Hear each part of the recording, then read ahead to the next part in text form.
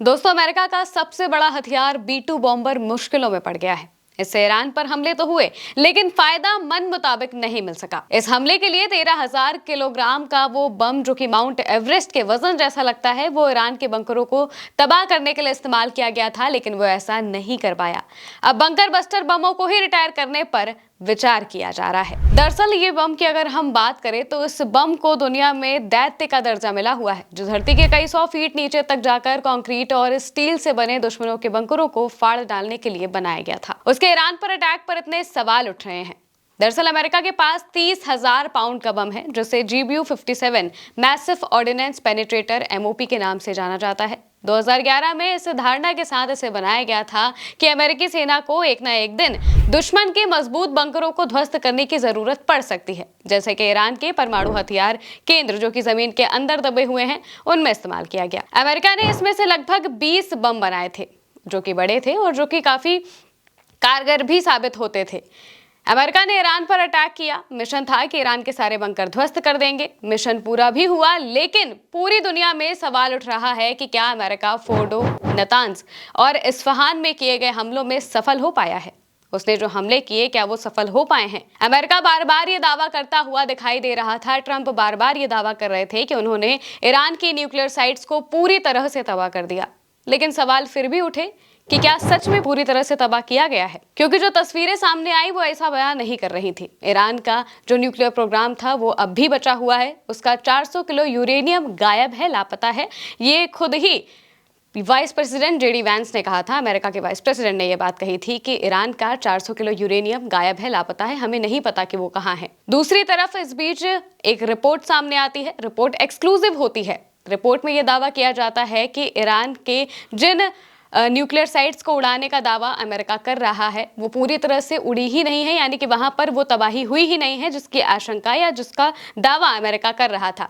जब ये रिपोर्ट सामने आती है तो ट्रंप बार बार इसका खंडन करते हैं। बार बार रिपोर्ट पब्लिश करने वाले CNN और न्यूयॉर्क टाइम्स जैसे अखबार को फेक न्यूज फैलाने वाला बताते हैं। अमेरिकी प्रशासन भी दावा कर रहा होता है कि उसने ईरान के सबसे सुरक्षित और 2 बड़े न्यूक्लियर सेंटर्स को तबाह कर दिया है, भारी हमले किए हैं। लेकिन अमेरिका की ही रिपोर्ट्स ने ट्रंप के दावों को पूरी तरह से खारिज कर दिया था। अमेरिका ने B2 बॉम्बर के जरिए 14 GBU-57 बमों और 30 टॉम हॉक मिसाइलों के जरिए उन्हें मलबा बना दिया था। ऐसी बात अमेरिका की तरफ से कही गई थी। व्हाइट हाउस ने इसे क्लीन हिट भी बताया था, लेकिन एक्सपर्ट्स कह रहे हैं कि ये इतना आसान नहीं है। एक्सपर्ट्स कह रहे हैं कि GBU-57 ने शायद कुछ नुकसान पहुंचाया हो, लेकिन पूरी तरह से तबाह कर दिया, ऐसा बिल्कुल नहीं लगता है।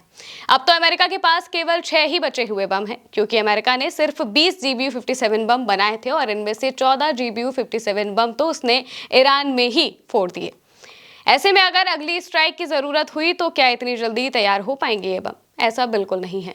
इसी बीच एक रिपोर्ट पब्लिश होती है। रिपोर्ट के मुताबिक अमेरिकी एयरफोर्स अब चाहती है कि super heavy bunker buster bomb को ही रिटायर कर दिया जाए, यानी कि GBU-57 जो बंकर बस्टर बम है, इसे पूरी तरह से रिटायर कर दिया जाए। इसकी जगह अब नेक्स्ट जनरेशन पेनिट्रेटर लेकर आए जाए। ये 22,000 पाउंड यानी कि तकरीबन 10,000 किलो का होगा। रॉकेट बूस्ट के साथ ये आएगा। स्टैंड ऑफ यानी कि दूरी से ही टारगेट मार सकेगा, जिससे पायलट खतरे में ना पड़े। यानी कि पुराने बम के मुकाबले ये हल्का, स्मार्ट और ज्यादा सुरक्षित होगा। यही सवाल अब उठ रहा है कि अगर GBU-57 इतना गेम चेंजिंग था तो उसे तुरंत क्यों बदलने की जरूरत पड़ गई? क्योंकि जैसे ही ये रिपोर्ट सामने आई, बार बार जब सवाल उठने लगे कि क्या ये बम जिनका दावा बार बार किया जा रहा था कि ये इतने खतरनाक बम है, वो अपना काम कर भी पाए या नहीं। जब रिपोर्ट सामने आती है तो सामने से तो रिपोर्ट्स का खंडन कर दिया जाता है, लेकिन पीठ पीछे इसको बदलने की तैयारी हो रही है। यानी कि जो दावे थे वो पूरी तरह से झूठे साबित होते दिखाई दे रहे हैं, क्योंकि अब अमेरिका की ही एयरफोर्स उन बमों को बदलना चाहती है, उन्हें रिप्लेस करना चाहती है और उनकी जगह दूसरे बम लाना चाहती है। अब वही सवाल उठता है कि क्या ट्रंप की टीम जो दावा कर रही है वो महज प्रचार पाने के लिए था? क्या वो बस ये दिखाना चाहते थे कि हमारे पास ऐसी कोई चीज है, लेकिन वो चीज पूरी तरह से काम अपना नहीं कर पाई? ये कहानी सिर्फ बमों की ही नहीं है, पूरी रणनीति की ही है।